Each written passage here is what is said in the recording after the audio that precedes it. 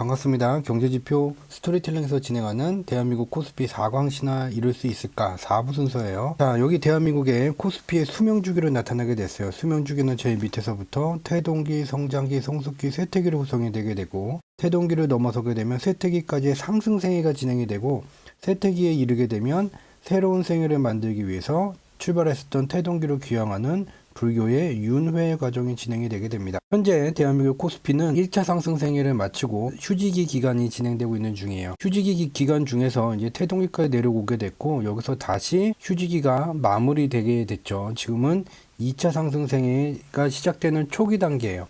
이 초기 단계에서 16강 커트라인을 넘어섰다가 이와 같이 밀리는 현상이 나타나고 있는 거죠. 12월 2주차 목요일은 대한민국의 선물옵션 만기를 이었지만, 그때서부터 3주차 금요일까지가 미국의 12월 옵션 만기가 되게 되고, 매달마다 2주차 목요일에서 3주차 금요일까지가 글로벌 금융시장의 변동성이 증폭되게 되죠. 매달 반복되는 현상이에요. 이번 달에도 역시 12월 미국의 선물옵션 만기일로 다가감에 따라서 변동성이 증폭되게 됐고, 그래서 16강 커트라인을 넘었다가 거기서 밀리는 현상이 나타나고 있죠. 코스피가 밀리는 현상과 관련돼서 우리가 좀 주목해서 살펴봐야 되는 현상 중에 하나가 대한민국의 무역수지예요. 대한민국은 수출을 통해서 1년 동안 국가가 만드는 부의 전체의 한 47% 정도를 수출을 통해서 부가가치를 만들게 되게 돼요. 따라서 대한민국의 수출입에 관련된 무역수지, 이거의 증감에 따라서 대한민국 주가지수가 연동되게 되죠. 대한민국의 무역수지, 수출 실적이 점점점 좋아져요. 기업들이 돈을 더 많이 벌게 되어 주가가 올라가죠. 무역수지가 내려가야 대한민국이 수출을 잘 못하게 되어 기업의 이익들이 감소되어 주가가 내려오게 돼요. 그리고 최근도 보게 되면 무역수지가 침체폭이 커지면서 코스피가 줄줄줄줄 흘러내리는 현상이 연동되고 있죠. 즉 대한민국의 코스피가 16강을 넘어서 8강, 4강 이상까지 가기 위해서는 대한민국의 무역수지 실적 자체가 개선세를 나타내야지 돼요. 대한민국의 코스피가 4강을 갈 수 있느냐 없느냐의 결정적인 요인 중에 하나는 바로 근본적인 대한민국의 부가가치를 만드는 경제 자체가 개선될 수 있느냐 아니냐, 이것이 중요한 거죠. 그래서 이와 관련돼서 자료를 보게 되면 여기에 미달러 환율과 대한민국의 무역수지를 나타나게 됐죠. 미달러 환율은 원달러 환율이 아니에요. 미달러 자체의 가치가 강세냐 약세냐를 나타내는 그러한 지표예요. 미달러 환율이 2022년 1월서부터 9월까지 강세를 나타나게 됐고, 이 미달러 가치가 강세를 나타나게 되면 물물 교환의 매개체가 미달러인데, 얘가 너무 강세를 나타나게 되면 이 물물 교환이 원활히 일어나지를 못해요.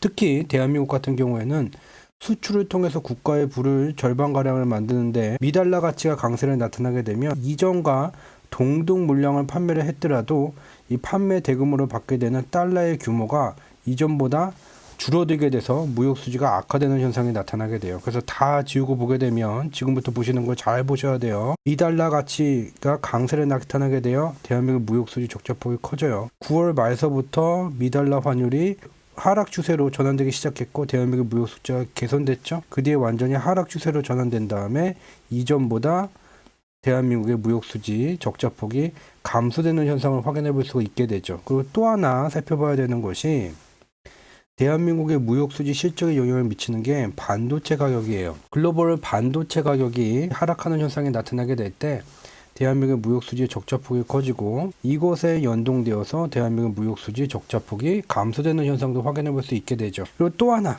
대한민국의 반도체와 관련해서 또다시 살펴봐야 되는 것은, 글로벌 반도체 가격이 우리가 생각하기에는 글로벌 반도체 업황, 수요와 공급에 의해서 가격이 결정된다라고 생각하는데 그렇지가 않죠. 여기에 글로벌 투기 자금에 의한 변동성이 영향을 미쳐요. 무슨 말이냐면 지금 보시는 것도 잘 보셔야 돼요. 미달러가 가치가 강세를 나타나게 돼요. 그러면 미달러의 단위로 가치가 측정되는 상품들의 집합인 주식시장이 하락하죠. 미달러의 단위로 가치가 측정되어 반도체 가격, 똑같은 기간에 주식시장과 똑같이 움직여요. 9월 말서부터 미달러 환율이 약세 전환되니까 주식시장 상승세 전환됐죠. 똑같이 움직이는 놀라운 현상을 확인해 볼 수가 있어요. 그래서 우리가 기억해야 되는 것은 특정 상품의 가격이라는 것이 반드시 수요와 공급, 산업 업황에 의해서만 결정되는 것이 아니라 특정한 시기에 글로벌 투기 자금의 그 상품들에 관련된 금융상품의 선물 거래에 의해서 가격이 왜곡되는 현상이 나타나고 있고, 미달러 가치 강세가 진행됨에 따라서 이 반도체 가격도 연동되어서 주식시장과 같이 연동되어져 왔다.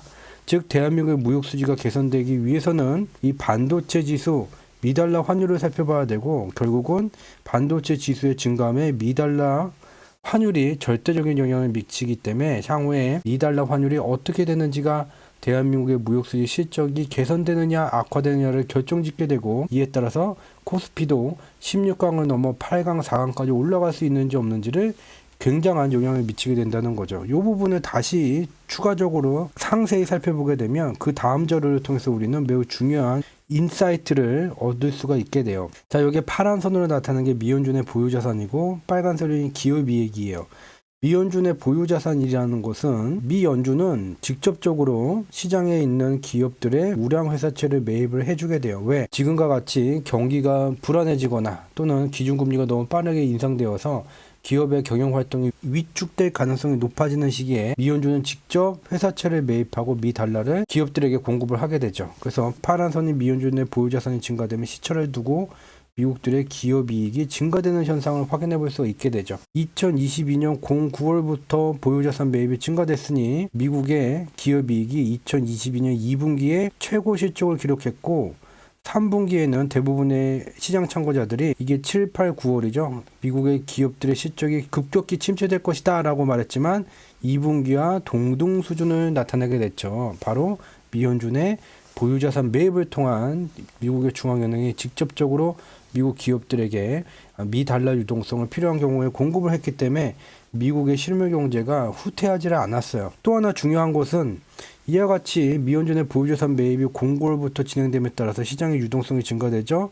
이에 따라서 미달러 환율이 강세를 나타내 왔던 것이 9월을 기점으로 이와 같이 꺾이는 현상이 나타나게 됐고, 얘가 이제 지난주에 공유를 했었던 내용이에요. 이번 주에 실적을 보게 되면 저번 주보다 소폭 더 내려온 것을 확인해 볼 수가 있게 되죠. 이 부분을 확대를 해서 살펴볼 필요가 있죠. 얘를 이제 확대를 하게 되면 이와 같은 모습이에요. 09월서부터 미연준의 보유자산 매입이 증가되면서 미달러 유동성이 증가되니 미달러 환율은 강세가 약세로 전환되게 될 때 나타나게 되는 헤드 앤 숄더 패턴이 나타나게 됐고, 얘가 이제 병목이죠. 영어로는 바를렉이라 그래요. 병목을 11월에 급락으로 하향 이탈했죠. 그 뒤에 글로벌 투기자금들은 이와 같이 미 달러가 하락하게 될 경우에 돈을 벌겠다는 선물 매도 포지션으로 전환을 했어야 되는데, 뒤늦게 11월에도 미달러 선물 매도 포지션으로 전환을 못한 일부 투기자금들은 시장의 공포 소재를 만들면서 주식시장을 하락하게 만들고 미달러를 반등을 만들었죠. 여기서 다시